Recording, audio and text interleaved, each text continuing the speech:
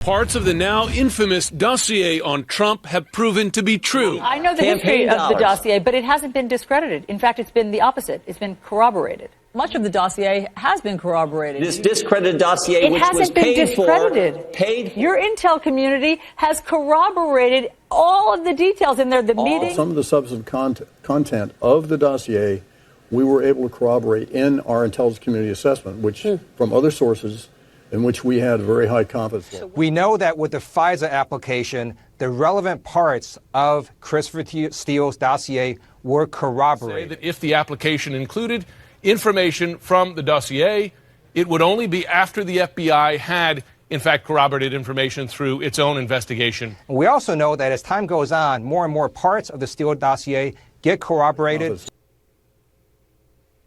Man, that sounds really bad. It's all been corroborated. Joining me now, Steve Krakauer. He is the editor with fourthwatch.media. Steve, so I had no idea all that was corroborated. That sounds really bad for Trump. I mean, my goodness, the media said so.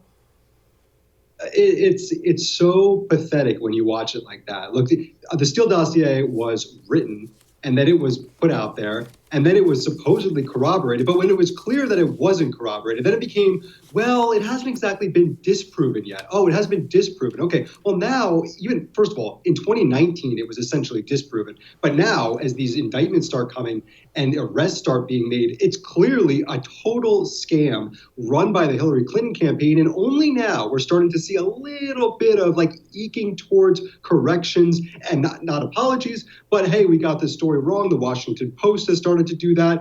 Not everyone, though. And you look at all those clips, CNN, MSNBC, the worst offenders, and they have said nothing so far when it comes to correcting the record on this horrible miscarriage of journalistic integrity.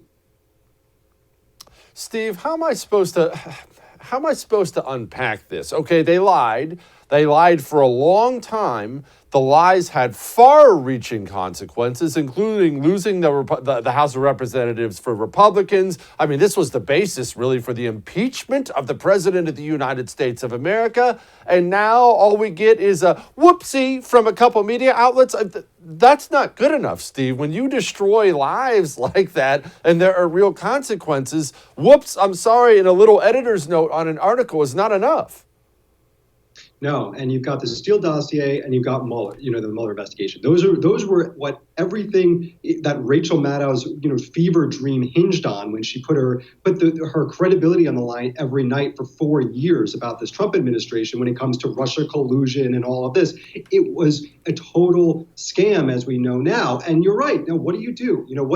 How do we correct the record here? Okay, you can apologize, maybe. You can say we got this wrong. You could re-report the story. But that's not going to change the minds of the people who have come to, at some point, decade ago, two decades ago, trusted the media. This is a forever stain on the institution. And it all comes down to the hatred of Trump and just this feeling that they wanted it to be right so much that they were willing to sacrifice any last credibility that they had when it comes to journalism integrity in order to sort of propagate this story, which we now know is totally false. It's potentially a death sentence for some of these news organizations when it comes to their credibility.